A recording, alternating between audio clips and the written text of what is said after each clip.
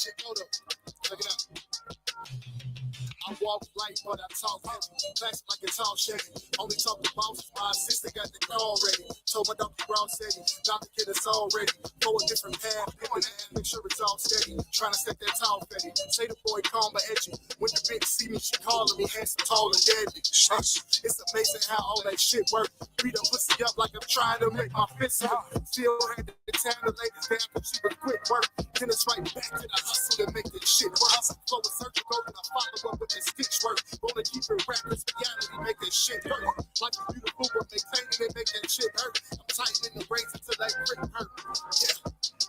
Yeah, my pedigree is impeccable. I'm a gentleman, so I try to keep it respectable. When I try to chill, they go and put me on the pedestal. Y'all be making statements and none of that shit is credible. I'm a businessman, but you niggas is with them edibles. His name in the streets ain't even legible. Look. I'm incredible, that's my last name. Catch me in the fast lane, trying to play the cash game. Accurate with fast name, toxic is your bad name. It's a long shot, but I'm telling you I got bad range. When I set my sights, consider it in the bag, man. Kinda like Kobe in his last game. Hush. They need a real one apparently. I'm the rookie man, so ain't none of you niggas scaring me. I'm talking to the guy, but can't none of you niggas swear to me. Big dog status, but you never see me on the leash. Got the game in the choker. You probably know some change at your game when I choke her. She a master kisser, she like it when I control her. When I got a leash, she can't even keep her composure. Thanks for tuning in to Shoptalk. Therapy that keeps them doing block talk. Shoptalk 7 in the building. Real topic it down. It's your boy Tony Media MONIX. I'm in the motherfucking building. With Sicko. Tell them what's happening. Don Sicko in the building. You know what I'm talking about? 43rd stand up, low end's finest, man. Back at the shop sick with the chopstick. You feel me? Shop sick with the chopsticks. I like that. Yeah, I like that. I co-wrote that. We got the toxic king in the fucking building. Man, y'all already know what it is. Shout out to the smooth section, man. I don't know. I'll be wondering who more toxic between you and Lamar.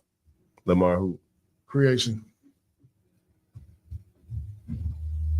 This nigga can't help but throw shade. He got it. He won. That nigga, you listen to this lyrics, that nigga toxic as fuck. Hey man, we got a show for y'all today, man. We're gonna talk some shit, maybe get in some trouble. I don't know. It's always trouble with you, man. I like trouble.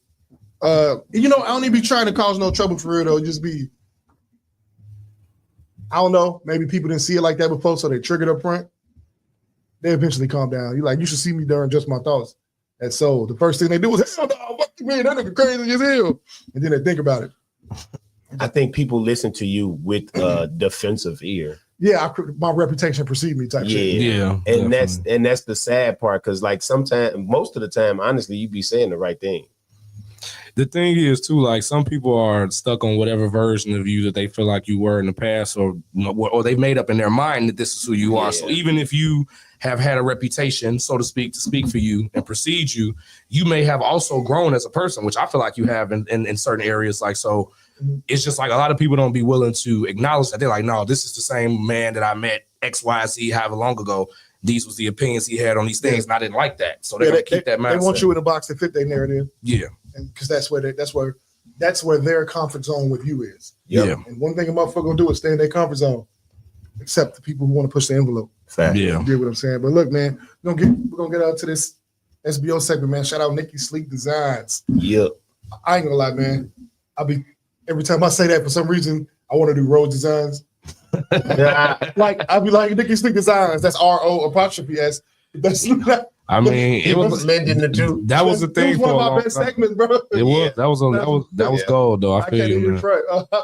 So Nikki Sleek Designs, NIKI''S, and sometimes Y. I don't know. Sometimes Y is crazy. Shout out Nikki Sleek Designs, man. I brag about that G, man. You know she be putting in work for us. Luch, what up, gang? She make all whatever's had in Luch. She make all kinds of promos for us. You know, always got this pretty shit up front. Facts. I'm finna be a sponsor on the show. I want to be better than y'all at this shit. I'm finna put her promo next to y'all's. Put the smooth section as a sponsor. She made me one of these. I'm gonna fire her ass. Man, you might as well. Shout out D. Smith, man. Get well soon. Shout out D. Smith, man. Bro. Prayers up for you, brother. Shout out. Glad I got to talk to him a little bit, man. You can catch Nikki Sleek Designs at NikkiSleekDesigns@gmail.com. Nikisha Kenyatta Spiller on Facebook. Nikki Sleek Designs on Instagram. You get her website at nikkisleekdesigns.com. But yeah, man. Yeah, Lee Smith, man. I'll tell you what, I went to the hospital and saw him, and I told him, I say, the only reason I came up here was because your ass weak now and your grip probably ain't strong. That was not the truth. Grip was still strong. I almost punched him in his shit. Nigga, I'm like, hold on, dog. You might be strong. You can't catch me, though. No, for sure. I'm dead.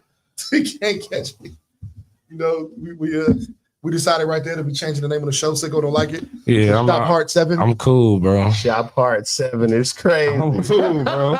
It's too soon. We not doing this, bro. It's in our text. It's documented. We decided. That's crazy, bro. Let's have a heart to heart. Type shit.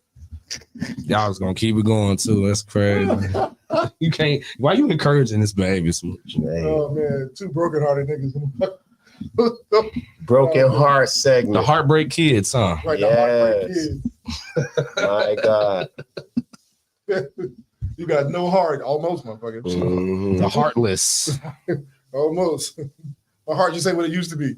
We're gonna get to this music, get back, man. We got some shit to talk. I think I'm gonna hit y'all with some motherfucking Cypher Sick featuring Dino, Mr. Know-It-All, man. Supremacy. Yo, that's a 7, y'all. crazy joint. Let's get it.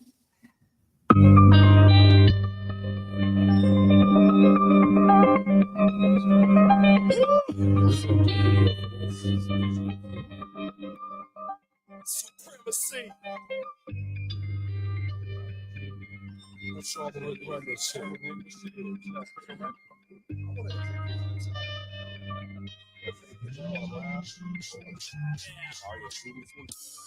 It's a thin line between life and death. Better yet, it's triple threat, 3 times the emphasis. They say death comes in 3s, so niggas can die as easily as 1, 2, 3. Last name ain't Mishima, but got the devil gene. Hatred in my blood, but activated since the age of 17. And this clock 17, whole 17. In and out the streets, I barely sleep and never dream. They don't masochist on the beat. Watch me cut them deep, then enjoy every moment of watching these niggas bleed. This rap shit really did for me. I ain't got a battle with this niggas for supremacy. Cause I really slap cats, pussy back. Y'all the type to get shot at and never blast back. Meanwhile, I'm on the fast track. From that slow grind, always asking where the cash at. No time, when it's go time, I'm having flashbacks. The Mac in a mask, black when they ask where the stash at. I told you BMI be the reason you get your ass capped. If you ain't got the cash, just hit the sale of the cash at the last lap. When it's winning time, I'm at the finish line, like trying to cop a pair of shoes. You dudes don't need a pair of shoes. I'm that fly. Yes, I'm that guy that gets that high. My flow well, so this backside will get you chastised. I've been a threat, known to get them wet, get you baptized. Flatline. Nigga, that sign. So when you see that light in the air, won't be a fat sign. My nigga, you climbing the stairs. Yeah, it's that time. In fact, I'm someone that's rare on beat scheming the right way. Well, could you compare to these demons? Don't dare for these reasons. See, people gotta pull up a chair while he's speaking for air, while he's breathing. That's supremacy. My presence fill up the room like it's 10 to me. My image and energy really what they pretend to be. No enemies, they move regardless of who they are. Like excuse they mom, sir, this is a who they talk. We removed the bar, they tried to set it. Before they blew their pistols, we'd be done through a miss. You know that we cool with issues. I done left the mall and the Cypher Sick, I'm too official. You can ask my dog, you know Cypher Sick is too official.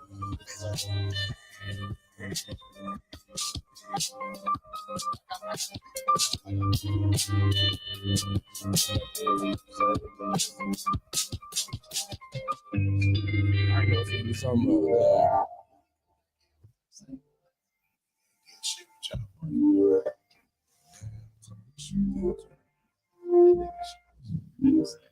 last thing I heard of him, he was on with Megastar. Come in, lay your bags down and take them clothes off. Only rule I got is you can't say no. Now lay up on this bed, relax and clear head. While I rub you with this oil, you dripping now. now. It's puddles on the floor, getting slippery now. It's time I take a knee as if I'm bowing down. Scoop back, I'm diving in. Don't worry, I can swim. Or you can hold my hands down the morning stars. I'm happy as a kid in a water park. I'll wait up in the deep end for her waterworks. I know it's coming soon. The waves will suddenly grow, and then boom. Ooh, baby, don't worry about me if I'm drowning. Let your ocean flood around, think I'll swim in your love. And it builds up, just let it go. Don't care if you lose control. One thing I know for sure, I want your rivers to flow. Baby, don't worry about me if I'm drowning. Let your ocean flood around, sink or swim in your love. And it builds up, just let it go. Don't care if you lose control. I know for sure I want your rivers to around too. Hope you in the mood for what I'm about to do. Round one made your body shake, but I'm trying to open your floodgate. Put my floaties on, cause I wanna drift in your floating zone. Relax in the midst of your lazy river. Ain't gonna stop till your body quiver. Just you and me, we can go as long as you please. Putting in overtime so I can enjoy your slip inside. Oh, I'm here to serve, and I promise I'll get my turn. Right now I wanna feel your waters run, just like a kid in a water park. So I'm waiting, patiently waiting. Baby, give it, baby. Let it go. Just let it flow. I feel you coming, girl, come on. Oh, baby, don't worry about me if I'm drowning. Let your ocean flood around, sink or swim in your love. And it builds up, just let it go. Don't care if you lose control. I know for sure I want your rivers to flow. Baby, don't worry about me if I'm drowning. Let your ocean flood around, sink or swim in your love. And it builds up, just let it go. Don't care if you lose control. One thing I know for sure, I want your rivers to flow. Yeah, I want your rivers to flow. Yeah, let it flow, baby. Want your rivers to flow.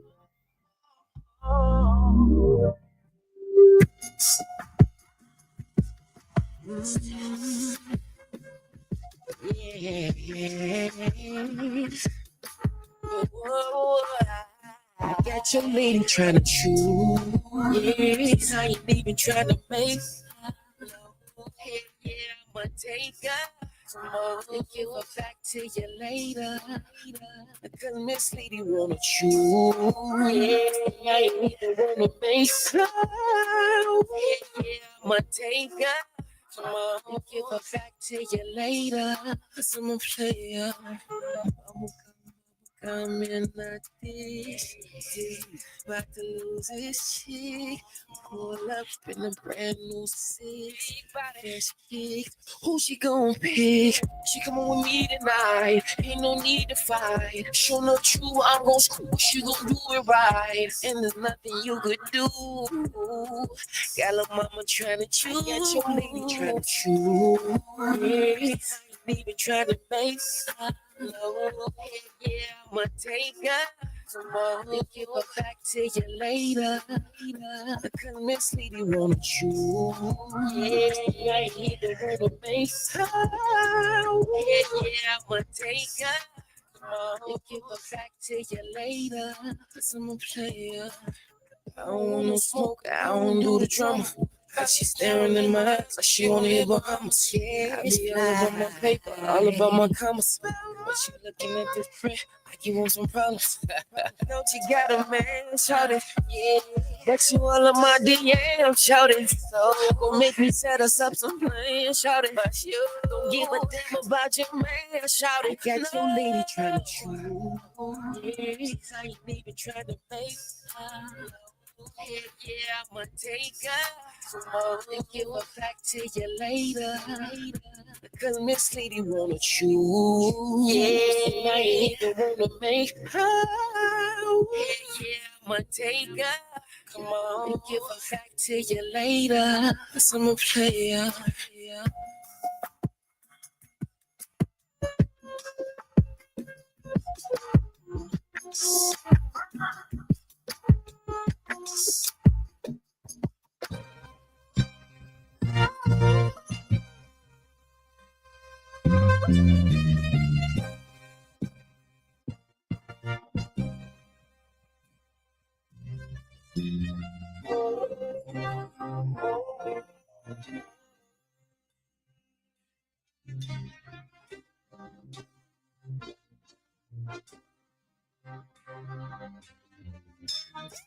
It's game day. Got my jersey when I step in. You could see the hunger. Got it tucked like the FN. Brody brought the tech in. They couldn't get the ref in. Feeling like I'm stepping, but shoot it with my left hand. With no assist. I'm still dropping dimes. I'm still on the grind. I'm still on the 9. Get the steal like Regina. Now there's 38 on me, man. I feel like LeBron. A true coach, they screaming out. Phil has arrived. I'm Mike as a leader. Shaquille at the 5. I'm a kill with my drive. Got my family in the crowd, so I gotta make them proud. The clock is ticking down. I can't call a timeout. So I'm Ray at the buzzer. I'm Harden with the stutter.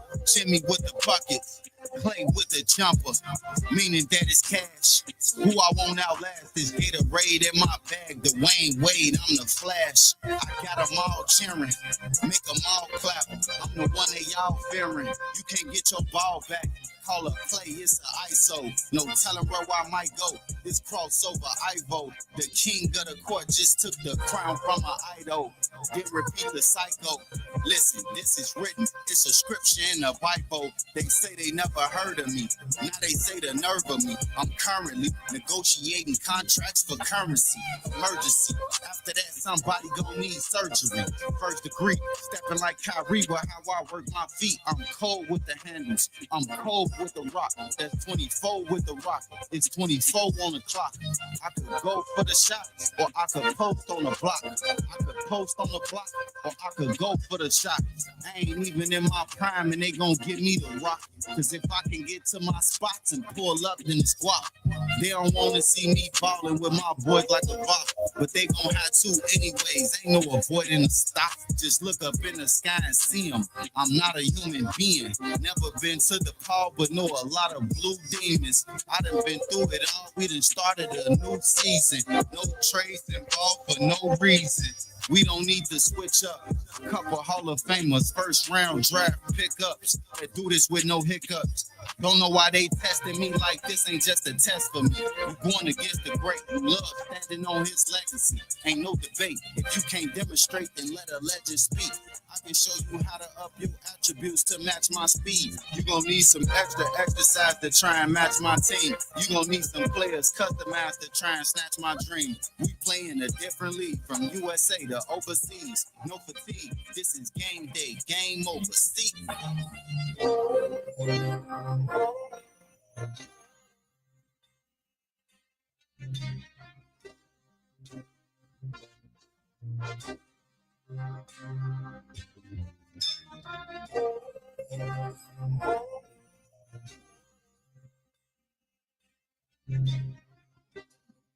No more criminal activity over microphone. Shoptalk 7 in the building. We'll talk. We get down. It's your boy Tony Media MONIX. Hey, it's your boy Cypher Sick, aka Don Sicko in the building.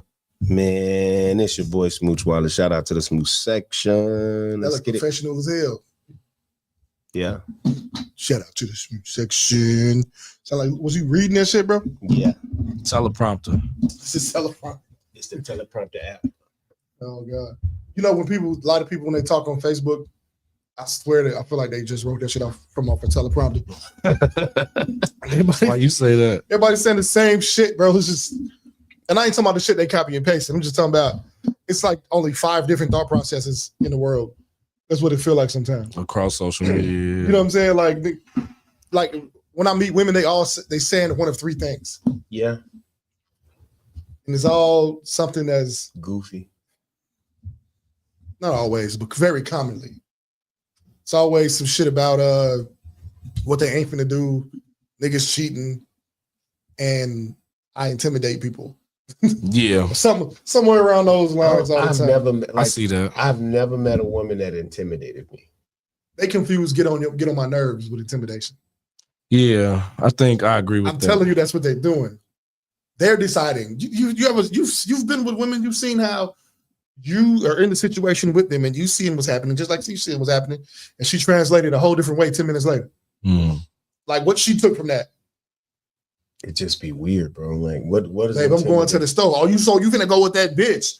Not literally that, but that's kind of like an example of how. Go there. Yeah. But I mean, somewhere else. I agree with like what Smooch is asking. Like, what is supposed to be intimidating about women per se? You want me to fuck you? How are you intimidating me? That's what I'm saying. I'm finna take this. Now, so what I will say is like, okay, maybe if you're looking at it from the angle of insecure guy or something like that, like they always bring up the conversation about dating a woman that make more money than you, stuff like that. Right. Like some of those women commonly say things like that because they're like, oh well, I make more money than the average man, because they probably got some great job or they successful entrepreneur, whatever the case may be. And then they tend to have this idea that men are intimidated by them because it's like, well, I make more bread than them. So I kind of see what they're saying from that angle, because I guess some niggas would be suckers and be mad about shit like that. I'd be happy if I had a bitch with a bag. I ain't gonna lie to you. It wouldn't bother me. Like, man. You know what I'm saying? Like, what was there to be upset about? Like, you know what I'm saying? But it's a pride thing, I guess, because, men are the providers. We're supposed to make the most money, whatever, yada, yada, yada. It'd be the way they wear it, though. Sometimes. Yeah, I see what you're saying. It'd be the way they wear it, like with me, you can't wear it fucked up with me because I don't need that shit from you. Exactly. But they'll still figure it out. Like, okay, the women I've been with, they got money and resources. What they'll do is they'll like, how you love bomb people? They'll material bomb you. Right. They'll set you up like so they can hold it against you. Like, I did this for you. I did. So now for you took advantage of them. Yep. I just lived this. But the whole thing is like, I did too. Most of the time, that's gifting. At least this is just my perception of it. A lot of times, I feel like the reason why they can't have that stance and they shouldn't try to hold it against us, because I look at it like if you buying me gifts or you're like doing all these different things to me, providing these resources, opening up these pathways to certain things that I may want or need. That's what you wanted to do. Like that's like I never asked you to do that. Like it's like this, in my mind, this is your love language. It's a part of what you do, because some people do have a love language where they like to spoil you with material things. Like, but a lot of times it don't be that with them. But that's just how I'm gonna perceive it anytime I see a woman do that. Like my situation where it happened, last situation. This is the first time something like this ever happened to me. Motherfucker, my car went down. Motherfucker gave me one of the cars. Then shortly after, somewhere to stay. I didn't need that, but I was like, fuck it, I'm always over here anyway. You know what I'm saying? Y'all know the situation. Built me a studio. Smooch really built the studio. Right. But gave me the space, you know what I'm saying? Gave me this, gave me that, trying to give her money. She's spending it on me. And I'm like, all right. I ain't never been a receiver before, so I'm like, it's so odd. I didn't know I was afraid the whole motherfucking time, to be honest. It's a scary place to be. Because again, a lot of men, I don't know. I ain't never been in that situation either. As far I just experienced that. So like I tell people all the time, like, nah, bro, you ain't gotta do nigga. We don't let each other do stuff for each other. As men, we like, nah, bro, I got my own, you know what I'm saying? And so for a female to do it, it'd be like, nah, what you want? Like, what you trying to get from me? Like, because if you finna throw this back in my face tomorrow, I'm good. Then it'd be like the moment it's a problem, my thing is like, hey, you don't have to do it. That's cool. I'm not holding it against you or nothing. Then I've had motherfuckers, I'll say that and motherfucker get mad because I don't want it from them. I'm like, yeah, because they want you to want what do it you from want? them. You want me to deal with your shit to get it? Yeah, they want you to want it from them, and they want you to go through whatever it is. Interested in that. To get it. Yeah. And then, like you said, if it's a gift, it shouldn't come. Listen, what it say? Gifts come without Receipts? Like I don't know, but I just know that you should love freely. yeah, come on. And I'm not. If you can't love freely, don't do it. You know what I'm saying? Another grown man or another grown woman, if y'all ain't married or intertwined with bills somehow on paper together, it's not your responsibility like that. So you don't got to do it in the first place. But we want a motherfucker. We want the moment so bad. We'll chase this moment because we ain't thinking too far past this moment. And when I say moment, I mean I'm really saying a span of time. Yeah. Right. Not just the 1 second, but we want what's in front of us. It's there now. We done had the pussy. We done taste the pussy. When I got a blowjob, who the fuck want to keep chasing when it's right here? Cook some shit for a motherfucker. You know what I'm saying? Get a nigga settled. If she could. Nigga got a belly. You know what I'm saying? Look, so I bet. And she feels the same way. She getting the dick and it's here. Y'all settle now to a degree. But, you know, that intimidated shit. They didn't even stop saying that. That's all I'm saying. Yeah. They just got to stop saying that. It don't make sense. No. Never make it. When I hear a woman talk, and I'm saying, I ain't gonna lie. Most of the men I'm around, I don't hear them talk the type of shit that women talk. So when I hear them start talking that shit and they really take accountability, I'm like, wonk, wonk, wonk the whole time. If you ever do hear some men talking like that just means they've been hanging around their girls too much. I promise you, I promise you, I know people like that's why separation is good because regardless if we together or not, you can't be with me all the time. Because just by proximity, if enough time goes past, man, law and averages, I'm gonna take on you. We gonna take on each other's habits. Yep. And we definitely don't need to take. I definitely don't need to take on your habits, most likely. So I definitely don't do that. Man, I ain't gonna lie to you. I've been around. Had a girl been around her and her friends a little bit. It took me a week to start gossiping. Listen. And they don't. I ain't gonna lie to you. It's no subconscious stuff. Yeah, it's just like. Y'all both be wanting to hear. Ooh, what happened? Yeah, like type of shit. You feed into it. You know what I'm saying? You feed into it, bro. And then because y'all look, y'all to a degree. I feel like maybe I could be wrong here, but I feel like it's very easy to end up taking on the characteristics that come of comfort.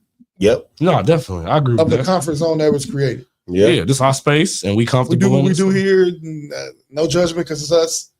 And sometimes that shit toxic, but if you don't have a balance, the shit could go astray. Yeah, everything needs a buffer. You know what I mean? Have a buffer for everything. It's cool to kick it with your girl. How you kick it? Y'all talk shit about people behind closed doors, whatever. This my thing too. I agree with you on that because how people be saying like, oh, I can't mess with people who talk about me when I ain't in the room. Gee, if you think that nobody in this world who knows you has not said something good or bad about you while you were not in that room, you are fucking insane.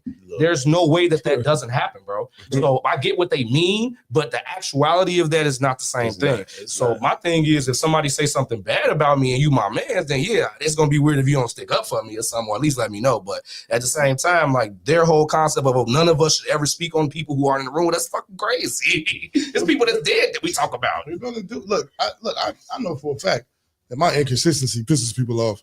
Listen. I'm certain I'm getting talked about in some rooms, and that's okay. They ain't came and said to my face, and I don't even mean that aggressively. No, that's fine. I just mean that they haven't came and said to me, it ain't that big a deal then. Yeah, because y'all just talking about it amongst y'all. Motherfucker just had to get it out. I get it. Yeah. I totally understand how I can piss people off.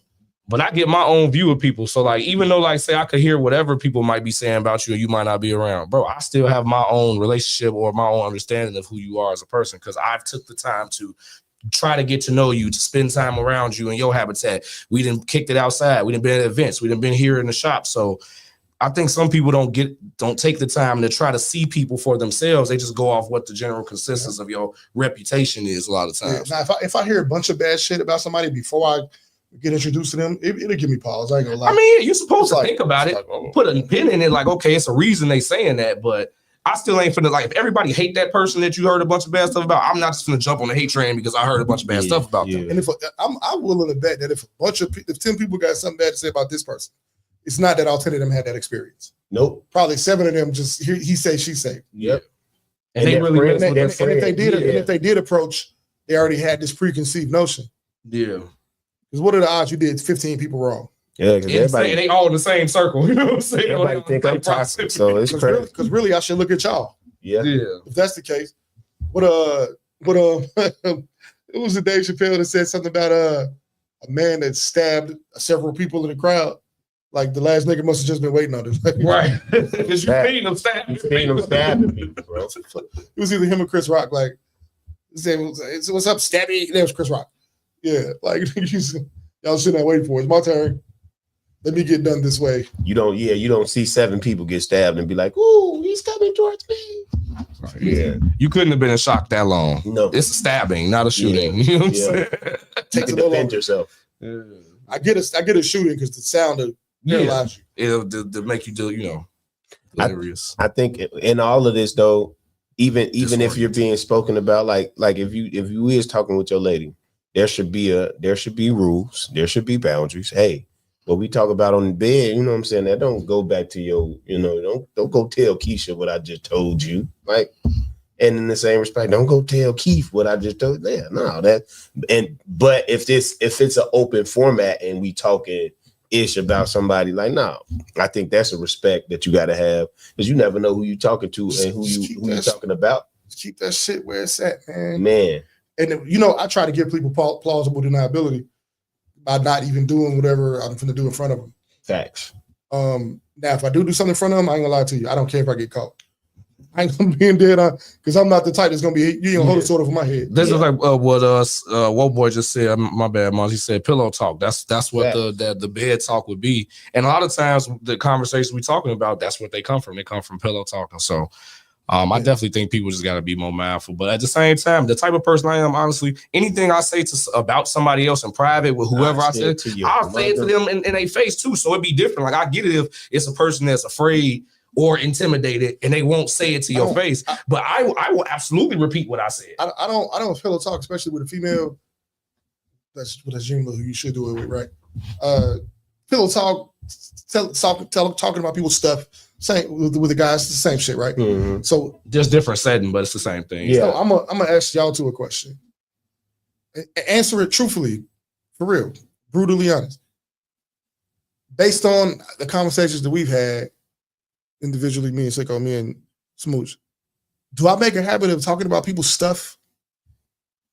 I don't think you talk about people's business and stuff personally. I think you talk about yourself and your own stuff more than anything. What about you, Smooch? I share in that sentiment. You speak more of your own experiences, and shit, I got enough going on. Yeah, huh? and not even, I mean, you got a wealth of knowledge on experience with that stuff. So, and even if it was to be, and like, I'm trying to make sure, because it's not like you said something but unless it's something that we've shared in an experience, you won't even touch that. Like, you don't even go there. Like, you know what I'm saying? Like, you ain't. No. And so I try to keep it that way. Once again, plausible deniability. I don't ever want nobody to be able to say I said something. And don't get me wrong, I've done it before. That's how I don't have to do it now. Yeah. We all had that. Yeah. There's somebody in the world that probably would say MONIX talk too much. You know what I'm saying? And sometimes but I had to be. I never was the type that maliciously went and told people stuff. No, for sure. Something may have just slipped. It may have just came up in conversation. Like, that happens. I promise you. But for the females, I don't do it because I haven't been married again. I haven't really locked in like that with people to where I trust them with that. No, I see what you're saying. You know what I'm saying? It's and I ain't trying to say that shit as a flex at all, because I ain't gonna lie, man. Life was better for me when I was married. I remember you saying you told me as much. I mean, when it went bad, it went bad. But in the meantime, first of all, it felt good being like, yo, I got a wife. Let me go ask the wife. It felt good having certain shit in order. I had 2 stepkids. That shit was beautiful. You know what I'm saying? They are beautiful young, not children. Now they're grown now. You know, then my baby boy. It's cool. It's cool having a woman as a confidant. Yeah, sound counsel, having a soft counsel, and really somebody when it comes to that. Because when I was married, it was the same way. I trusted her judgment, like for real. Like if she told me like, "Hey, nah, you kind of, you went too hard. Like you took it too far." Like, and it was like it'd be like, okay, if this person who sees me every day, who knows me, who's sat and took the time to know my habits and things like that, my behaviors, if they're telling me this, it's not coming. And this is what I like to say, because I go to counseling.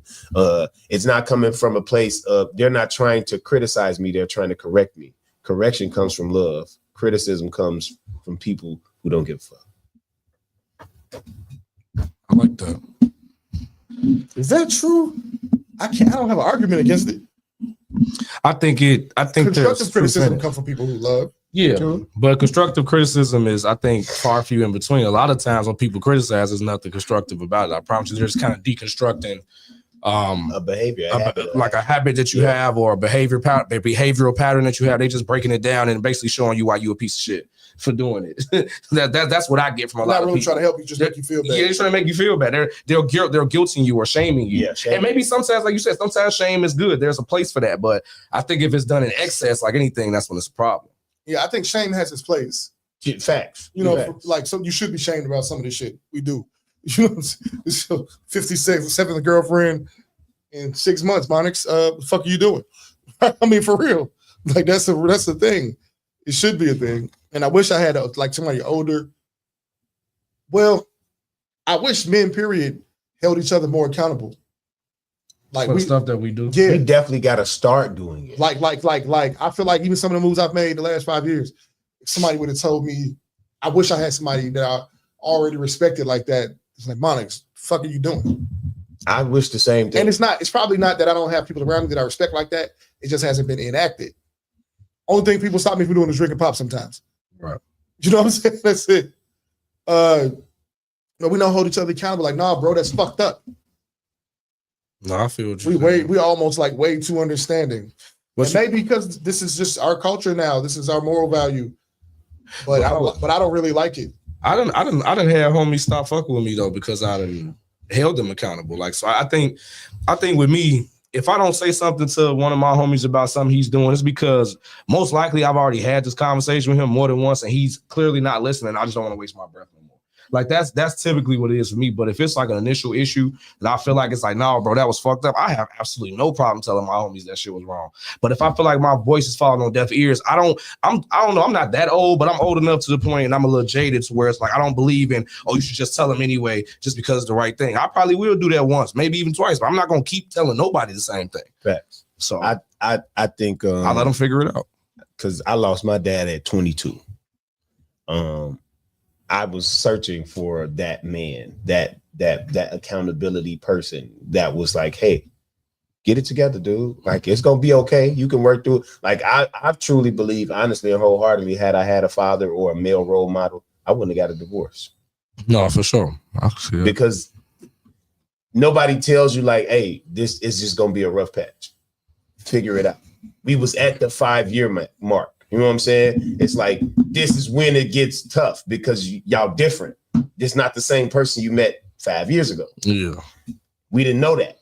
And now we talk to each other and be like, hey, G, yeah, we was dumb. And of course we was in our 20s, but it's like, not even just that. I mean, I got 3 baby mamas. Like, it's like so many things that I've experienced. And I'm like, if I had that male role model or influence to tell me like, hey, you wildin', like, relax. You doing too much. Just focus. Key in. Is it your age? Was it our age, or what is it? Lack of culture. Lack of culture. Absolutely. I think it's probably more so the lack of culture because than like age. If it was culture behind us backing us up, you'd be able to better navigate through the young shit. Because somebody will hold us accountable. Like, nah, nigga. That ain't what we do. Yeah. Get over there and take care of them kids. Get over there and take care of your fucking wife. They'd have told her, hey, no, you tripping. Calm the fuck down, let him be a man. Soft counsel to get you far.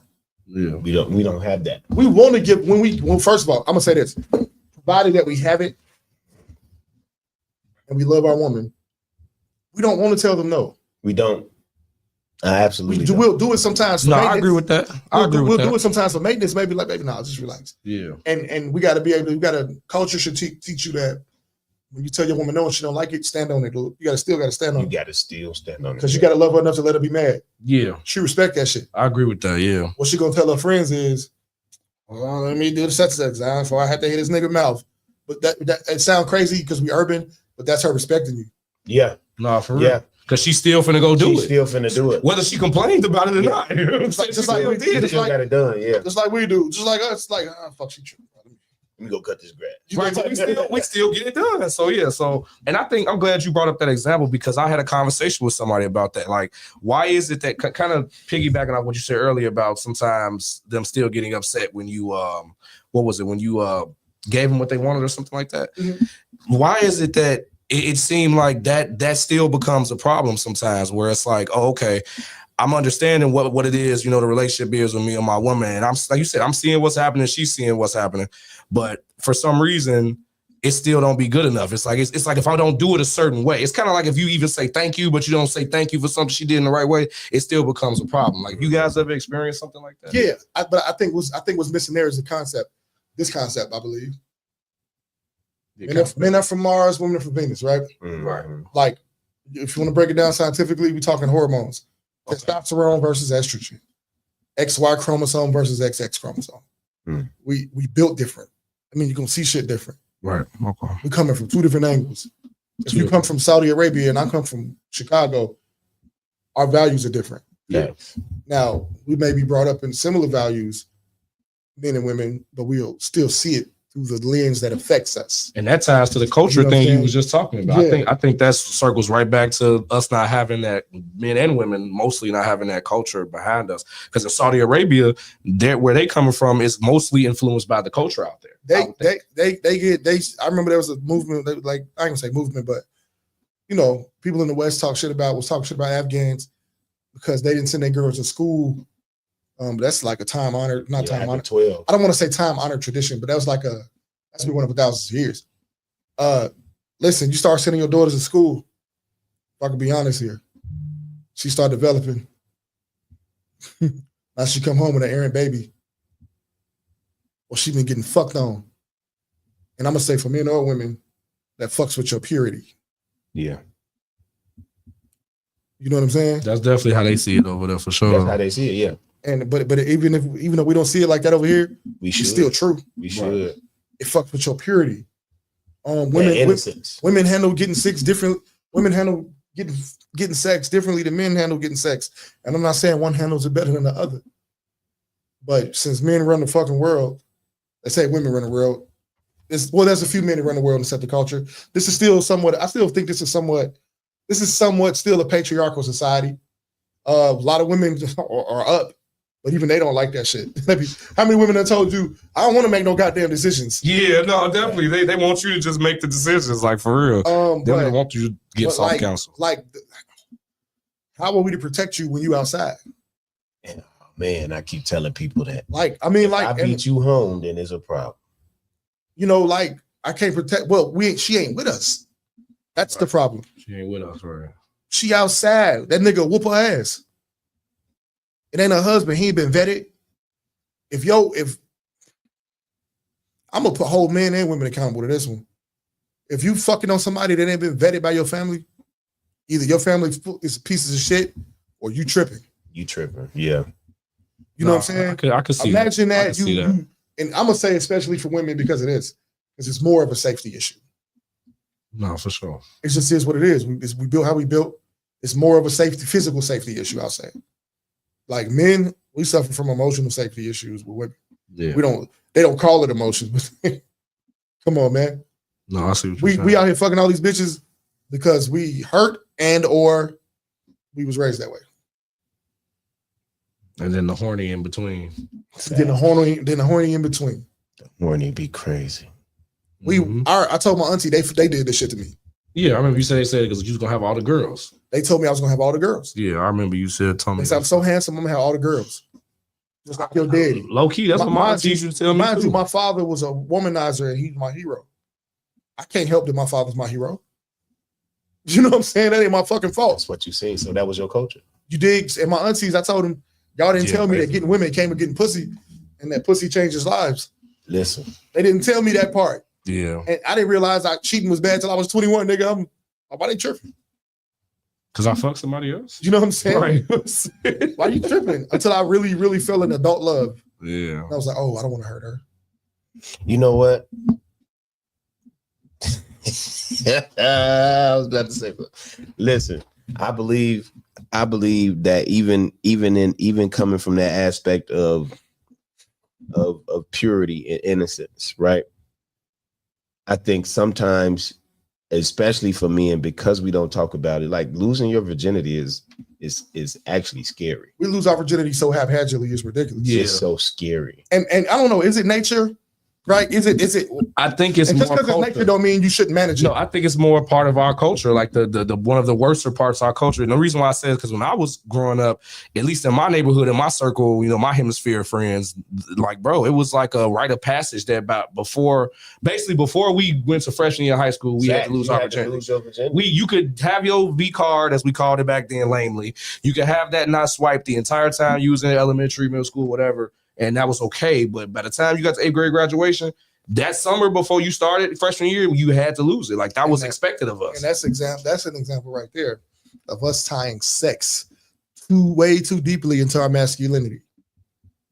Sex don't make you masculine, nigga. It just make you horny. Duh. You know, make you masculine? Chest hair, nigga. Puberty and a heavy voice. Well, I don't have any. Swinging a fucking hammer. I do that. Or axe or something. You know what I'm talking about? Learning how to fight to protect your loved ones, yourself and your loved ones. Learning to trade. Doing some shit with your hands. Not that you got to make all your money with hands, right? Because some niggas need to run shit. That's why they rich. Not everybody need to be rich. But some niggas is going to be managers, but they still got to have some shit about them. But what was taken away from us was that exact option, right? Like you think about the Jesowitz family. Great granddaddy was a lawyer. Daddy was a lawyer. Uncle's a lawyer. They all, so it's predetermined. Like, so now you talking, because like I've been preaching about the idea of your father's trade. Yeah, that's fucking important. That is. It don't get better if y'all don't build, don't it? Nope. We so busy trying to chase the same kind of wealth. Kanye West said they made us hate ourselves and love their wealth. Yep. That's why I showed you holler where the ballers at. That's why. Even to go as far as, because we always like to say lawyers and doctors, police officers, firefighters. Like, what does it take to become a firefighter? Do people know that it's not even that hard? Your father should be able to your father should be able to tell you this, to put you in front of somebody that could tell you. And to get you, and the fact that we don't even have those type of connections. To be a city worker. Yeah. Hey, you could go be on streets and sanitation. That don't even mean that you're gonna be picking up garbage. Nope. Streets and sanitation do so much. Yeah. And let me tell you how insane chasing the American dream is. Tell me if I'm right or wrong. Everybody has a different brain. Yeah. Right? Wired different. Even fucking twins. They're wired more similarly than others, but it's still differences, yeah. So how the fuck is everybody supposed to go chase the same thing? And that's crazy. I'm gonna keep it a buck. It's 1 million artists in the city. No, I know. We don't. Most of these niggas don't need to just clogging up the pipeline. A lot of niggas is just clogging up that's for the real, pipeline, and maybe I'm talking to me, maybe I'm talking to you. So what, nigga? No, that's facts though. We out here hustling backwards. Me and Smooch just talked about that. Facts. Now, if you hustling backwards, I ain't saying that means that you ain't supposed to be doing this, but a lot of you niggas ain't supposed to be doing it for money. You supposed to be focused on something else for money. Mm-hmm. This is art. Do the art because you love it. And that's what I'm glad you said that, because I don't think as artists and people in the media in this space, we hold people accountable for that. Like, I say this all the time, bro. Of course, we all want to make money and monetize this because we have proof of concept. But to your point, we all chasing the same wealth in that direction. Like, this should be about the art. And then for me, if the bag come, that's what the universe wills is. So I'm cool with that. And I'm trying to set myself up and do my part, because faith without works is dead. I do believe that. Right. So I'm going to try to do my part, but I'm not solely doing it just for the bread. It's about the art, because if it was just about the bread, bro, I would have charged people thousands of dollars for features already. Me and Smooch talking, what we say, this is really for everybody, whatever they're doing, right? This is really a marketing campaign. It's a marketing campaign. Whether you're working a 9 to 5 or whether you're an entrepreneur. So at this point, since they're not handing out those kinds, I was about to say they're not handing out those kinds of deals. I'm not going to say that. We just don't see them as much because there's so many people. Yeah, it's lesser of them. But I'm saying that everything should be part of your marketing package. Yeah. Yo, you doing music? What you doing music for? What you pushing while you doing music? You just rapping? It's okay to be doing that, but if you call yourself trying to get some money, what are you doing? And look, and that's okay too, because don't be trying to get money. Fuck it. Make it easier for the next nigga trying to get money that's doing it. But like we was talking, like, what is your why? What is your why concerning why you doing this shit? Yeah. Like I feel like it's best to have what's the word I used? Identify. I didn't say humble why. What's the word I used? Something that's like this real soul driven purpose. Yeah. Should be your why. I mean, I think that's trying to get money. Trying to get money. That's so corny, nigga. Yeah, that's definitely because I ain't gonna lie. Trying to get money, go get a job. There's no money in this though. That's what people don't understand. Like, this is my thing. There's money surrounding it. This the thing. Like, there is money in it, but it's a limited amount of it. Whereas there is a opportunity more so to get money in other spaces that this is like the catapult for. Yeah. Like this space is a catapult for a lot of shit. Yeah, like acting, you know what I'm saying? But most niggas ain't getting real money in this space. No, for sure. Because of the way the industry is set up now, like it's very difficult to get money in this space. That's why but you know, it always has been. Yeah. Even when it wasn't so many people rapping. Yeah, that's true. You was still a once in a fucking thousand chance of getting on like that. Yeah, that's true. You know what I'm saying? And then the only reason some of them niggas look like they got money because they keep taking them loans and now they 20 million in debt. When the record company already know how to get the money back, so they're gonna do that on their end. Right off. But see, the thing is, they'd be cool with that. A lot of them cats you see, like, of course, it'd be the ones who don't be, and then they come out and tell the horror stories later, but on all these podcasts. But I ain't gonna lie to you, bro. I know major artists right now that are in them situations where they owe 3 different labels and they still living like they rich because they're gonna keep taking the money, they're gonna keep giving back as much as they can, as long as they can stay in that perpetual loop of being able to still live a better lifestyle than when they was broke. They be cool with being in debt forever because it's the kind of debt that still generates money for them, if that makes sense. And you sitting there with all this spending all this bread, looking at niggas that don't look like they spend bread, and they the ones that gave you the money. Yeah, listen. Yeah. I just had this conversation with somebody because they was like, well, the guy that won American Idol, they was so excited. I said, guess what American Idol don't prepare you for? The industry. It just puts you in front of people. They don't. You don't get a deal because you don't get artist development. Nope. You don't. They just put you in front of America. Now a company can say, okay, you had 1 million views, and whatever deals you finna get, American Idol already made more money than what the deal they get. So it does not guarantee your success just because you made it. MONIX, what scripture is that where it says many are called but few are chosen? I don't remember the exact scripture. But you be quoting scriptures and shit. So I know. No, I said it that way because I'm pissed off that I don't remember the exact address as my grandma called it in the Bible. But that's how I feel about this music thing. I feel like many people hear the call to be an artist, singer, rapper, whatever. Like, I think many people are attracted to this. I think there are more right side brain thinkers than left side brain thinkers. It's like they damn near be hearing other people's call. Yeah, sometimes maybe that is what it is. We already chose this nigga, but they got in the way. But they not. Yeah, everybody's just not gonna get chosen, and that's why I feel like the smarter, more logical thing to do is to just do it for the art, because that's what it was all about anyway. Like when they first started doing this hip hop shit, bro, in the Bronx, they didn't know they could make money off of this shit. They weren't trying to make this was expression for them. This is like life fucking sucks here in the projects. On the radio, it wasn't heard of. Right, labels. The labels thought that it was gonna be a fad. They didn't think that shit was gonna turn into the biggest genre of music in the world. Wasn't that you just said that earlier this year, that hip hop is now the biggest genre of music in the world? Like, that's all I'm saying. Like, they never saw this vision from the very offset of this. At least there's no record that they ever did. Anybody who was around back then saying exactly what we saying now, like, bro, this shit was about expression. It was about the art form. I mean, yeah, it literally came from niggas just trying to express themselves through song and dance and rhythm. I'm gonna say just through rhythm. To me, rap stands for rhythm and poetry. I don't know if that's true or not, but it just makes sense. I mean, it basically is. It's definitely rhythm. If that's not the acronym, it makes sense. You know what I'm saying? But I mean, and really, the MC, the rapper, wasn't the star at first. It was the DJ. The DJ was. And the what's the name? The MC, the rapper, what became the rapper was just the life of the party, the host. Mm-hmm. Now rappers, a lot of them too cool and shit. A lot of artists too cool. And the rappers was really just trying to talk like the radio DJs in New York. Yeah. The phrase, the page. That's how they talked on the radio. Then listen to Curtis Blow, listen to Sugar Hill Gang. Yeah, early rap. You know what I'm saying? Them niggas rap just like the radio DJs. I mean, even early LL Cool J, like even his early shit, he still kind of rapped like that a little bit. He just put a little bit more Gumption like gumption and off behind. Like he was real. He was real in your face type shit. He's one of the first what they called lyricists back then. I mean, yeah, he was technically a lyricist back then. I would consider what he was doing was lyricist. And I'll never take that from him, that's not a diss. They're supposed to be better now. Yeah. Well, are they supposed to be better now? Because you're not supposed to get worse at your. No, but you could get stuck in your style though. Yeah. Like Jadakiss still rap the same. And he not. But the thing about Jadakiss, but I loved him on the DJ Khaled. But see, the thing is, like, it's kind of like what y'all say about me with Jadakiss. You have one of those rare instances where he has like such a powerful voice that he's always gonna be dope. It don't matter that he could literally get on there and recite ABCs, and that shit gonna sound wrong because of his voice.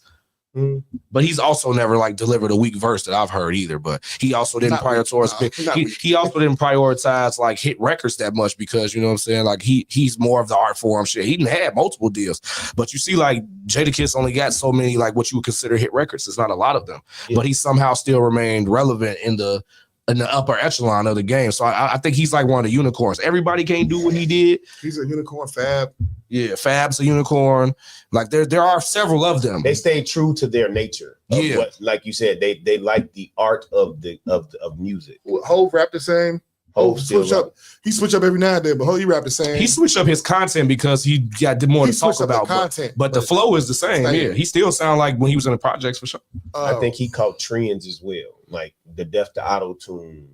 That was dope too. The niggas in Paris. That was a surprise. I was surprised with the niggas in Paris thing. I ain't gonna lie. He took a hold of the industry and said, "Okay, what's happening? Let me go there." I was surprised when he did niggas in Paris. Album, the joint album with Kill. He's like one of the first people to do that. Like, dude, to do a co-album with R&B artist. And so like it just caught that trend, and he was like, "Yeah, okay, cool. This is what we doing." That nigga Hov just specialize in shit that other niggas can't do. Facts. That nigga spent the whole 3 minutes he rapped on God Did flossing. Listen, he had a line on Pusha T song. Fuck, I forget the name of the song. I'm gonna look it up.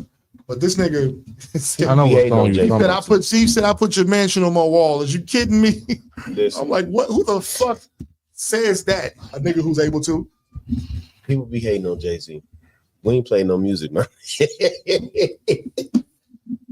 You know, I'm playing some of the way out. But you know, the way my show started was just talk. It was just bringing artists on to talk because I was like, niggas rapping and singing all the time. Let's let people hear something else from it. That sounds like something you would say. That was my goal. That sounds like D. Smith brought the music, and it's done wonders for us. But yeah, that was more his thing. I have an artist on play 3 of their songs. I mean, most podcasts that have panels, they do more talking than music breaks anyway. It's just so happened that this became a radio. This is a radio show and a podcast, kind of hybrid. Like personally, I'm much more of a talk radio guy. Yeah, that's what you specialize. That's who I am. I like all the music, but that's just what I started with. That's probably why I don't really care to be on a radio show as much with a lot of music.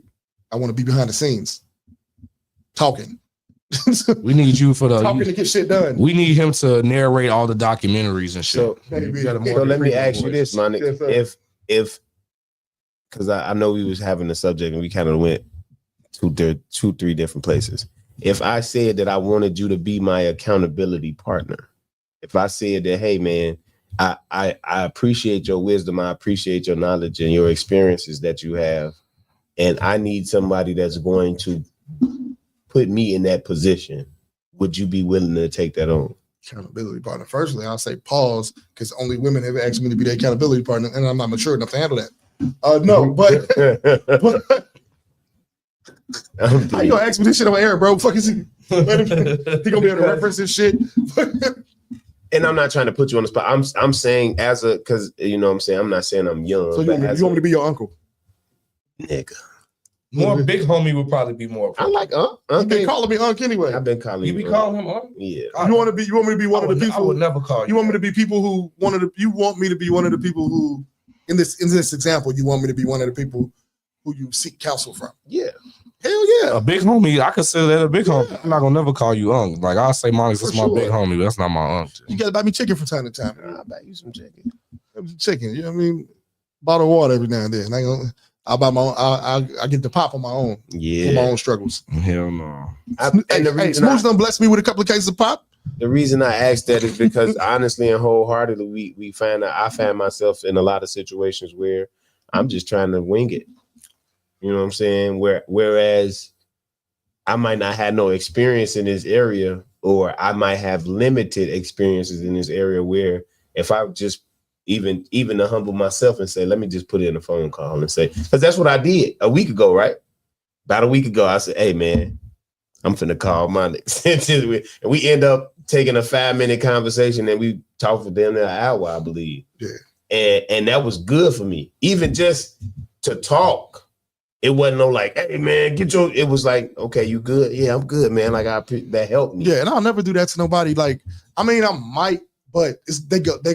I do that when they know it come from a place of love. Again, correction is correction. You know I will never see correction as criticism. Because that vibe for me is more like we done made the plan, nigga. Come on. Facts. You know what I'm saying? Even to ask you the same, Syfe. Like it's not to say big homie, brother, anything. Like it's not if you see Uncle me slipping.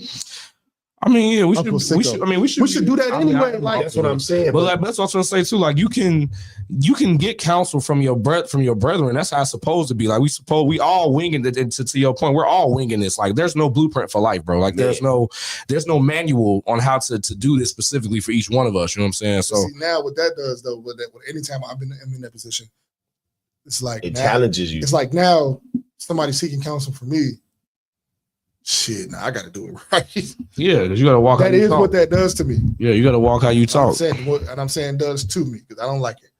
But you know, being accountable is good, man. And shit, why couldn't the three of us, create a culture? Facts. Where we're held accountable, and the people within the culture get to tell you, nah, bro, that's not it. You tripping. You representing us bad right now. And we got good men around them. You know what I'm saying? We got the D Smith. We got Reggie moving forward. We got life coach Jeff. We got the collab in general. We got Ron. I don't know about Dr. J. Yeah. But we know a lot of quality men. Whereas, you know what I'm saying, we talk, but a lot of times we kind of glaze over the realness of certain situations until it's like, okay, I gotta call somebody now. You know what I'm saying? And I found myself in so many positions over the last 2 years where it was like my last resort was to call. I want to make that my first option, because if I can call and get the help, get the guidance, get the advice, or just talk before I act, I tell my kids this all the time. I can help you before you act. After you act, I have to respond to whatever it is that you've done. I just wish we as people got rid of this need to have to experience everything. True. Yeah, because you don't have to do that. We can learn from other people's experiences. Like you want to experience cyanide too, motherfucker? No. Like what is it? Yeah. Like we can see, you know, one of our compatriots, you know what I'm saying, burn their hand on the stove and not necessarily have to touch it and see for ourselves. That shit look hot.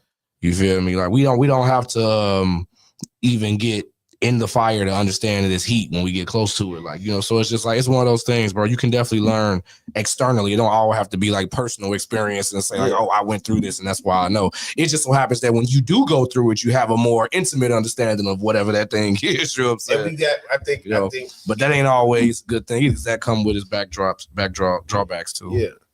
But if the culture is created and the narrative is there, like now, you know, I got a young son, I got young kids, you know what I'm saying?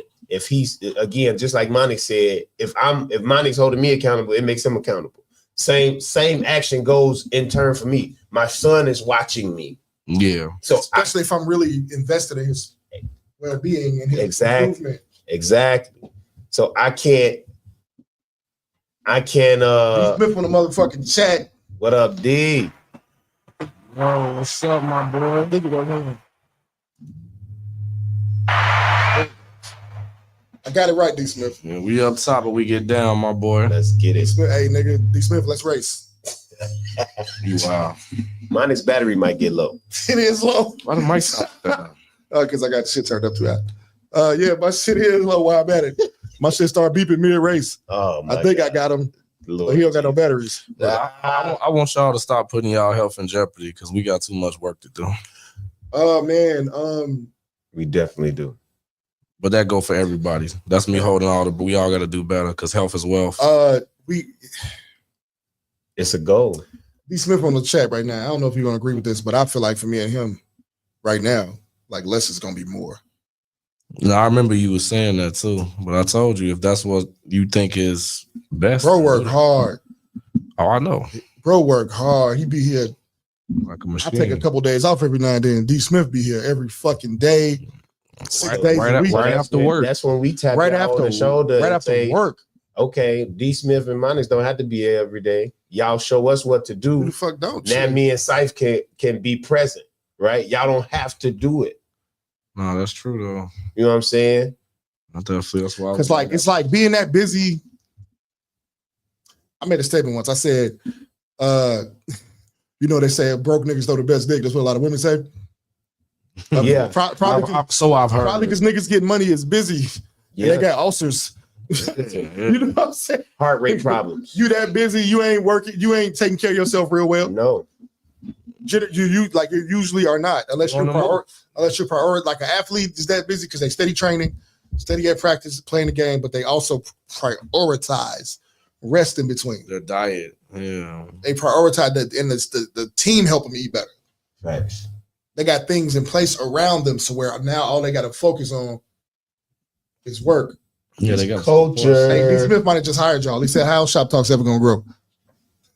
Culture. D Smitty ball. But you know what I'm saying? Like when I was with the SEALs, right? I wasn't a SEAL. I was working with them. Our job was to support them, so all they gotta do is train and fight. Train, fight, tell us what they want. That's a discipline. Army Rangers, it's the same shit. They got people around them. Discipline. Any special forces, the operators, you got the operators and you got the techs that support them. Everybody got to do it. So you talking about maybe, let's say 50 SEALs at a SEAL command, right? Mm-hmm. SEAL Team 3, 60, 70 SEALs. You got 200 people supporting. But they're all on the same regimen, though. You know what I'm saying? 200 people supporting 70 people. So they don't got to work because they got to do the shit they got to do is so intense. And then we need them to be so good at it. Yeah. Facts. And do they become prima donnas a little bit? Yeah. So these motherfuckers are tacticians. That's what's prima donna away, my nigga. That's what's required. It's like that. When you got a motherfucker, you know who the bag is. Support the bag, nigga. Man, I've been telling niggas this for the longest, and man. I know, and you might be better than the bag at what the bag doing.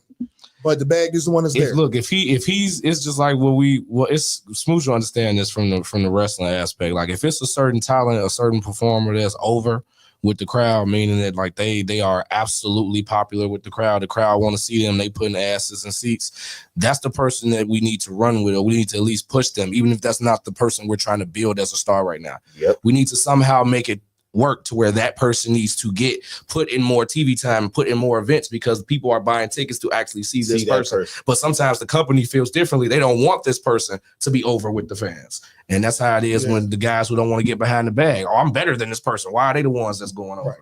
These moves about sounds like ecosystem. You know, he say that shit when he think he right. Listen, the truth of it is that's truth too, though. Ecosystem is allowing its growth. You know what I'm saying? It's the phase of like, okay, here we go. This is gonna happen. We're gonna plant. We're gonna seed. We're gonna water. It got it. Every part of the fucking vehicle has a purpose. Has a purpose. And wheel bearings, the tire, the rim, the transmission, the head gaskets, the pistons, the pedal, the gas that comes when you press the pedal, the batteries, the fans, the oil filter, the air filter. I'm still trying to figure out what our spleen do though. Don't it help us like do something? Now you gonna make me look up a fucking spleen? Yeah, because I don't know what we can't be grown ass men not knowing what a spleen do. Because I know if somebody take it, it's a problem. That's all. It's Google. What does a spleen do? It don't matter. Right, they can't remove your spleen, right? Yeah, but they got to do something. It ain't just there to be removed. Spleen is a fist-sized organ in the upper left part of the belly, and under the ribs. It filters blood. It's an oil filter. That's it. So what's filtering our blood when we lose our spleens? I don't know. They can take half your liver and you can still live. Yo, D. Smith just took credit for us sitting here right now. I swear to God. He said the very reason y'all niggas is even sitting having this convo. Ecosystem. Don't take my shine, nigga. I asked fucking Sicko, and Smooch just popped up. He right. But I had no, already, he right. But no, I he right. No, Big bro right. But I already told MONIX, I'm like, man, I know D recovering, so like I'm gonna have some free time coming up if you need some help with co-hosting shows. And that's what he said. We built this shit to where motherfuckers would want to step in. I ain't had to ask y'all. Smooch popped up just to see what the fuck was going on. I already know that anytime Smooch pop up and we needed somebody, he'll be here. And he pop up enough to where you ain't got to ask him. And I had just left here when you called me. I had literally just got back from here. I was like, I'm coming back. Now you 5-piece, bro. It's all good, bro. It's all good, bro. That's all I got, and I won't have it till Wednesday. It's cool. I can wait. You know what I'm saying? D. Smith, you can't have no 5-piece. No salt for you. No. Shit, me either. I don't need that shit either. None of us need it. Should make you retain fluid. But yeah, shit, man, this is one of the realest conversations I had in a while. I'm glad we could help facilitate that. I would say outside of what me and D. Smith be talking about, this is probably no fluff. I don't like fluff. You know how you watch a show and you can tell it's a filler episode? Mm-hmm. Like I just detest that, especially in like some of my favorite shows. So I feel that way about conversations too. If we don't sit here and have like a in-depth introspective conversation, like let's really get to it. Let's not just have a bunch of filler shit. Smooch gonna love this. You know what I hate, Smooch? What? White space. I do. White space. I love it in the military. Absolutely. I'm okay with it in the military. Remind me of what. But in my personal life, I hate white. It's dead time. It's just you ain't got shit to do, but you gotta wait. Yeah. It's like hurry up and wait. Hurry up and wait. Exactly. Who up? Hurry up and wait. Exactly. You got to get your part done, but I'm not gonna rush and get mad done. You know, we talk now. I gotta wait on you. Now I ain't got shit to do. I'm twiddling my thumbs, and when you're around twiddling your thumbs, now you're a target for leadership. Yep. Why are you just sitting there? You know what I'm saying? And then you get stupid. Then you get dumb shit to do. You learn how to disappear. Do they like tell you to wipe down window sills and shit like that? You'd be surprised. They want you to go scrape the gum off the bottom of the pool table in the common room. When I made rank, it was the best shit ever. Like, I ain't gotta do this shit no more. I don't even know how to do half the shit the Navy taught motherfuckers how to do because I had workers under me already. So I had them do that shit. Bro, we was buffing floors for no reason. Look, you buffing floor. You ever heard of a field day?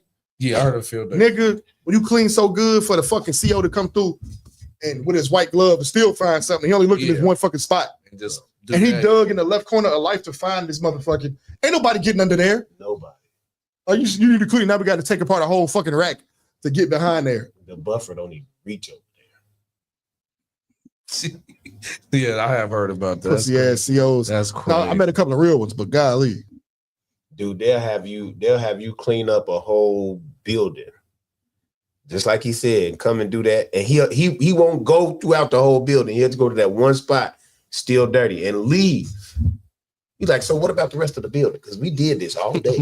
Somebody lost their wife because they were never home trying to do this shit. You know what I'm saying? I'm not okay with one time we painted the whole area. CO didn't even check it out. Of course. He didn't even check to see if y'all did it? No, because he didn't know we did it. He didn't ask us to do that shit. Man, just be saying, oh yeah, he gonna look. No, he not. Wow. Sick of military. I'm sick of it, but I'll go back in a heartbeat. In a minute. Because of the money? No, man. It's just different. It's the culture. True. And that's what it teaches you. Bro, I was next to some of the most racist people ever downrange, and they would still tell me, like, I might not like you back in America, but here, we're brothers. I'd be like, okay. I got a racist motherfucker hit me up all the time. What's going on, brother? He's just text messages, but I hear his voice. Yeah. Oh, yeah. He probably got on a Confederate flag right now, hating niggers, but he loved me. Trump supporters. Definitely Trump supporters. You talking about not seeing color? Only color we saw in the military was the Filipinos. I ain't gonna lie. Because them motherfuckers had it locked, boy. We were so mad at them. They made rank so fast. I mean, although the Army got a shitload of black people to make rank, I love seeing that. Especially on the East Coast. God, They push it. I loved it. I love seeing that shit. But in the Navy, per capita, we ain't got shit on the Army as far as black people making rank. But the Filipinos in the Navy, they stick together, man. But they would. You got a lot of Mexicans and Puerto Ricans too that came through when I was in. That was like they was helping each other, and it was dope. But like, I feel like that's the only culture though in the military where they really live in their culture within the military. Within the military, a lot of us, the rest of us, we're intertwined and we adapt. But even them though, they still come around at some point, and it's like we the same motherfucker. We like the same shit. We all trying to get bitches. We go about it different. Trying to get bitches, drink some beer, and smoke a brisket. Yeah. During football season, right. You know what I'm saying? And like the military, I still think I'm having trouble transitioning because after being out 7 years, retired 7 years ago, because it's like I'm used to the fun, the camaraderie. That's the word I'm gonna use. I'm used to the camaraderie coming. Camaraderie is important. Hear me out. I'm used to the camaraderie coming to find me. Facts. You go to a command, what you do? You like bitches, come over here. You play video games, come over here. You trying to hoop, come over here. I ain't gotta go find it. It's coming after me. It's there. And so in the civilian world, I found that, at least for me, you don't come at me that way. No, you have to look for it. Look, it's some niggas that I feel like will shoot a motherfucker in the face about me, right? That have not invited me to their house to watch a game. I don't know. Maybe the civilian world was never. Maybe the civilian world was never like that. I don't know. I left when I was 19. But, and that's the other part. But like, yeah. But nigga, I'm like, I just floated a space game. Some motherfuckers chimed in like they slide. But that's what's up. If we used to fuck around, you can't come. Hey, if I come, I just get rid of half the motherfuckers that would have showed up. I'm running the table if I come. If we used to fuck around, if you want to fuck me, you probably still shouldn't come. Whoever don't want to rock with MONIX, but Shorty you might still be want there. to slide. Shorty might be there. I don't think you should. I don't think you should come. I don't want her around that. But hell no. Camaraderie was real though, and the same thing. But I left at 18, so I don't. And I tell people all the time, I don't know Chicago as an adult until I come back from a divorce from the military. So at 18, I left, kid. I come back, I'm grown, an adult. They like, man, you act like you. I'm not from here, bro. I can't listen. I left at 19, came back at 33. It's a shock. And I wasn't even here. I was in Glenview, nigga, around racist Jews. It's a shock. And then went back to Cali for 6 months. So really, I wasn't home experiencing Chicago as an adult. No. Until I was 35. That's a shock. That's a culture shock. And now I'm not relating to people because I didn't go through the struggle that the average 25-year-old male goes through because I had the government, I always say holding my hand, but nigga, we work hard. Bro. So I had the government cushion. So I didn't see the financial struggle. I didn't see the struggle to get through college. I didn't have to struggle with bitches ever. I've never not been able to pay my bills. I might not have paid them. But I wasn't. I didn't struggle for the first time, like really do or die until in this last summer. I needed a 3-day span. I had no money. I wasn't going to eat. And luckily, I used to sell weed. And one of the dudes who sell weed who came back in town, he used to buy zips from me. And he called me like, hey, bro, I need that. And I ain't had shit. I was like, got you, bro. Called the plug, like, hey, man, fuck with me. I'm gonna bring it right back to you. Gave me 4 zips. Yeah. I kept 100, just over 100. I had 150. She got me through the next 3 days. Yeah. That's the one time I had to do that to survive. Yeah. And you know what? It was a thrill though. It was like adrenaline rush. Yeah, facts. I don't want it now. It's not some shit I want to. It's not some shit I want to keep doing. Yeah. I'm over it. I was over it already. I'm over it, bro. But I get it. You know. But so I hadn't experienced these things. I was 40. I'm 41 at the time.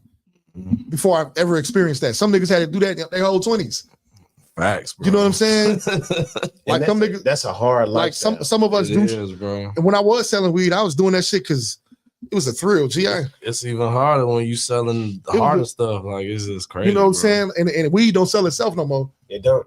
Because everybody got weed men or weed women that they specifically shop with. Because weed ain't necessarily crack, nigga. You know what I'm saying? And that be the thing though. But like a lot of like over excessive stoners still treated like crack though. I ain't gonna lie, like because it be some people that be just dying if they don't smoke. But at the same time, like people have specific people who they prefer to shop with. That's what's hard. It's like building clientele with weed is a lot more difficult than it was back then. Niggas don't treat weed salesmen like corner stores though, like they did crack. Well, even they had some certain people they shop with. I had that motherfucker came to me every time, but if I wasn't there, he wasn't gonna wait.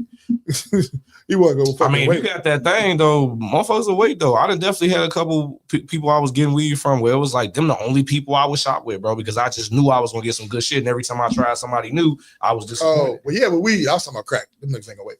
They usually though. A couple of them may wait because y'all got that relationship. You right. But it's some motherfucker, them niggas you see running around. I mean, I had a nigga that was working for me, so he made sure he kept them people online for me. I gave him some freebies, and he'll make sure I had my clientele. Bro, tell me why the first you gotta have a club working for you, bro, to set that network. Not to glorify the shit, but the first time I sold a bag, nigga, I didn't even make no money, and I got popped upside my head. It was nigga had a rack of CDs, bro. Look, come on, man, he had Romeo Must Die in that bitch. Oh, he traded you DVD for it. Oh yeah, and he let me ride his car for like a day for a dime. Man, the crackhead rentals, I ain't gonna lie to you, I missed out on that. Niggas was selling their wives. I missed out on that, but I heard about that era where you could get niggas cars for rocks, bro. I totally missed out on that. Nigga, Pontiac, nigga. I was driving that bitch, but yeah, man. Anyway, military transitioning culture. It's weird not experiencing that anymore. Because niggas, our priorities are different. Real cool. In the military, most of our priorities are similar. Yep. Right? Mission is the same. Because the mission is the same. And so we you know, when I got out, I was like, damn, niggas ain't really mission oriented for real. Facts. We just all over the place. Have discipline. They don't have like you said, if we know this the bad, why we over here with dude and this the bad? Like I think niggas need to try this, man. Like who really goes in album mode anymore? Well, not anymore, but like around us. I'm talking about like y'all ain't doing nothing but being together, getting this fucking work done, putting together like 50 joints just to come up with a 12 song album. Right. Niggas is together. I don't consider that my album mode, but I see what you're saying though. It's just locking in. It's value in locking in. Yeah. You know what I'm saying? Imagine what you come out with. These niggas put out 14 tracks and they only made 16.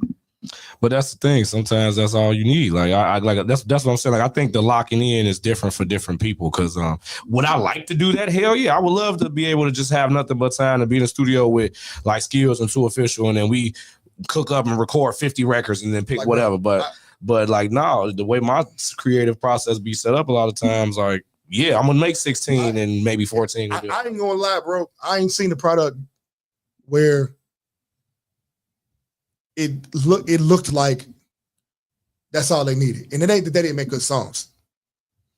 I think what's missing is that we're not taking the time for real to see which record is really moving the streets. Mm-hmm. I ain't saying that's you or him in particular. I'm just saying I know it's happening. It's like, how do you know what's moving? Did you even give it time? Did the streets tell you it was moving, or did you decide that they was gonna like it? Yeah. And 17 people, you know, it's not the streets. They're a good what's the word I'm looking for? They're good litmus tests. You know what I'm saying? But like, and look, man, what do I know? Maybe this ain't necessary, but it just seemed like it is. It seemed like because the DJs ain't spent your shit, probably because you ain't slid them no money. I'm sorry, you got to pay them. That you can skip the line. They do it on Ren and KC's show. No, I already know. You know, which because they should. I just think like I agree with you. I don't disagree with you, but I just think, like I said, it's. I don't think it's really one dimensional for me and a lot of people like that. Because like I'll give you a great example. Westside Gunn records his albums mostly in 2 days. Fuego Bass has literally done the whole albums in 2 days. And it's just because of the way that they create. Like, now, granted, they're also not artists who are pushing for the super commercial success. Like, those guys are like, they're so big that they're not underground. They're like the elite level of being an underground artist, but then also still being in the industry because they have deals and they have like a level of money and access to stuff that people down here don't have. So they're not Jay-Z and Kanye, but they're nowhere close to being anywhere near local in any form or fashion. So it's just like those same type of people, they create records that they're not even trying to go commercial. So what you're talking about, I agree with, but that's for an artist that's looking for a commercial hit. They have to think that way. Album mode for me or locking in for me is totally different because I ain't looking for a commercial hit. I want one, but I'm not looking for it, though. I mean, like, I don't think it's always the commercial hit, though, and I don't disagree with nothing you just said. But I don't think it's always the commercial hit that you looking for when you do that. You really just looking, because you can't call out a commercial. You don't fucking know unless you got a bunch of money to put behind it. And even with that, a lot of people, not all people, when you got something, when you got that already, you already know they love you already. You already got your car following. So you pick at that point, you can't pick the song and say, I'm gonna promote this and get it in their ear a lot and they're gonna love it. Right. But for those who don't have that or ain't looking for that, shit, sometimes you just feel good when the street said that's the single. No, I feel that for sure. You know what I'm saying? And I think that's I think motherfuckers just caught a lot of people, maybe some people that's their process for real, but some people just caught in the loop of just doing shit. No, for sure. Like a lot of people put out whole projects just doing shit. Yeah. Xavier 2 times, I'm gonna call him out. The nigga dropped a classic just doing shit. He dropped what could have been a classic. Just putting shit. Had it been not so haphazardly. This in the meantime, volume 1. No, I'm already know what you're talking about. Yeah, definitely a dope ass project. No, you know what I'm saying? And I think sometimes, like to your point about letting the streets decide instead of you deciding. I've said that, like when it comes to singles, the only time I know I'm gonna push a song as a single, and I haven't already let the streets decide that that's a single, like you know me, I'm not just gonna test it with 17 people. I'm blessed enough to have my hands in a few different things, so I got a few places I can send it. I'm usually only gonna pick a single prior to that as if it has a major feature on it. So like, yeah, Plug Straight was automatically gonna be a single, whether the streets fucked with it or not. Luckily they did, but that was gonna be a single for me because I got Fuego Bass on it. You know what I'm saying? That's the biggest feature I'd had at that time. And then now, like I got the single on the new project with Brother Tom Souls, who signed to Griselda. Like that's automatically a single because this is one of the biggest up and coming artists that Westside Gunn is currently pushing. So those songs, I wasn't finna wait for the streets to choose. I just knew these was dope records. I wanted to get behind, and I got these major artists on it, so they have to be singles. But everything else with like the solo records, I feel like I agree with you. You need to let the streets choose that. Yep, I think it needs to be a lot of that. You're gonna push a record, you know you're gonna push it because that's what the fuck you're gonna do. Go ahead. But I think you should always be trying to see what the streets are feeling. Yeah, it's market research. And you don't know unless you pay these DJs. Speaking of paying DJs, we gotta get out of here in a minute, but we was talking earlier about where do you put this marketing money? Yeah, we did talk about that. Yeah. Let's run over that real quick. Y'all let me know what y'all think. Okay. Places you should put market. I don't know all of them. Places you should put marketing money. Getting all the accounts that you need to collect your royalties. It's a lot of them. G.G. Miller wrote a book about that shit. Now I got the book. I got it too. It ain't the most well-written book, but it's straight to the fucking point. Yeah, I got it too. I don't have it. I'll get you excerpts. I'll get you a couple pages with some pertinent information in that bitch. So get that shit in order, right? Yeah. All the performing rights type shit. Paying DJs to play your music at parties. That shit's still important. I would pay DJ K Caesar to spin my music at a party. I'd rather pay to get into a DJ pool. Learning who to fuck with on the radio. This nigga on Power 92 who could probably get your song in the late night on Power 92. You did what I'm saying? That is the one we talked about FM radio. That's the one bit. There is one benefit of being in that building is you see people. But so blogs. That shit's still important. Getting yourself, making sure you get yourself in these magazines. Don't be waiting for Nick. Don't try to get it because you fly. Spend the bread. You know, it don't be costing that much. It really don't. Or you can have your team create a fucking blog. If you don't got a team that'll create a blog for you, what you doing? If you don't got a team that'll create content for you, what you doing? Content creation. Put that shit into content creation. See what's moving organically and put some money behind it. Organically being defined as the most movement is your shit is getting. If all your shit, if your highest shit is 50 views, all right, put the bread behind that. You know what I'm saying? What else? Product placement. You should be wearing shit, or somebody should be wearing your shit. Right. Somebody who mean something should be wearing your shit. Once again, even if you slid them a couple of dollars. Radio play. It is what it is. Payola technically is illegal. These niggas is rapping. These niggas is rapping them. These niggas is rapping them radio spins up, packages up in marketing advertisement campaigns. That shit been illegally legal forever. It's always gonna happen. Yeah. You know what I'm saying? Getting your shit mixed the right way. It'd be worth the money. It'd be worth, especially if you feel like that's the one that's gonna go. Before you put that shit out, get that shit remastered. A couple of your joints, I would say get remastered. Toxic, get that shit remastered. I'm working on it. Fault never. What's the word again? What's the song? Which one? The one. A Fool. A Fool. Shit, I don't know if that need to be remastered, but you know, Shit, why not if you could? I It's I levels. just got it rematched. It's levels to this shit. And they don't and look, it don't gotta be a certain person. Just somebody get the job done. Nigga in the basement, nigga in his mama room. And nigga get the job done. He get the job done. The fancy equipment don't always cut it. I mean, when it comes to recording, it makes a big difference. Like, cause if you recording through a certain like a fucking Avalon compressor, you know what I'm saying? It's different. That shit get different. What else, man? The blog. I forget to say the blogs. I said the blogs. Yeah, even if you got to pay to get on an interview where you know that shit finna get views. I mean, yeah, like we waiting on. A lot of us want it because we fly, and that just ain't gonna get it for real for most people. But this is the thing, though, man. It's like I agree with everything you're saying, but a lot of people not willing to invest in themselves for real. Let's just call a spade a spade. And it's not always just because the lack of means. Because prime example, like I hate when people ask me what my budget is. I don't have a budget. Like my budget is whatever you tell me your price is, and if I can put that money together. So that's what I'm saying. Like I'm willing to take money out of my main source of income, my day job, whatever you want to call it, my hustle, whatever I'm doing, and then put that into music, knowing that I may not have an immediate financial return. The people who do that don't believe in their prices for real. Who asked what your budget is? Yeah, that's my opinion. They trying to find a way to get the business somehow. And it's not that they wouldn't do a good job when y'all do work, but like shit, that nigga Hove again. Hove said, set your price and live your life, my nigga. Somebody gonna pay, especially if it's quality. Yeah.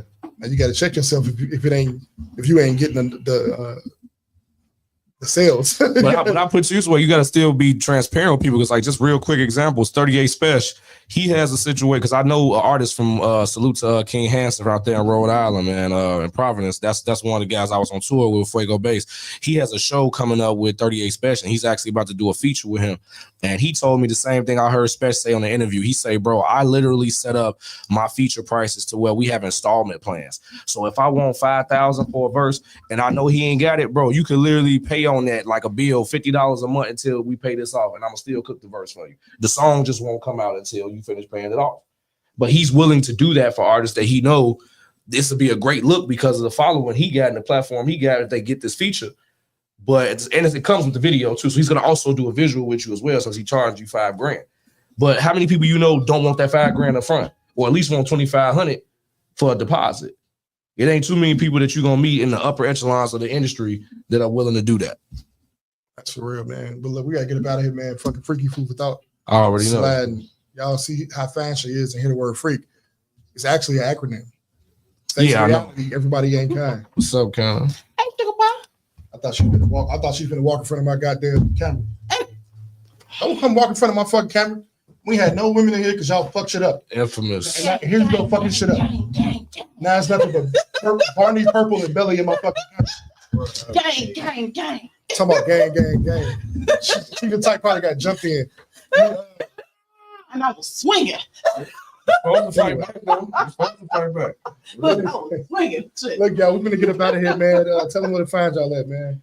Man, you can follow me everywhere, CYPHERSICK. You can also check out my website, which is www.cyphersick.com. You can find me in the I'm club, gonna turn your mic up because bottle full of I just bug. wanted to sound high pitched. Mama, I got what you need if you in there doing drugs. I'm in there. I'm a boy, damn it. I don't want to hear this shit. My boy, Damon. My website down right now, so Cypher skip you. But outside of my website, hit me up on Insta or Snapchat, who is _SMOOCH3. Start your Instagram real quick. I just Shout out to MONIX for starting an illegal Instagram page / Facebook. he ain't stopped using that motherfucker. I'm gonna delete it by July. Sure. Anyway, man, it's your boy Media Minds, man. You find me on Christian Mingle. You did what I'm saying, looking for your first lady. Media Minds on all platforms, man. Shoptalk to everybody. Get the fuck up out of here. But I'm leave y'all with guess who the fuck? Yeah. Damn, man. I guess I got a lot to say. I gotta get through this. I just don't know. Like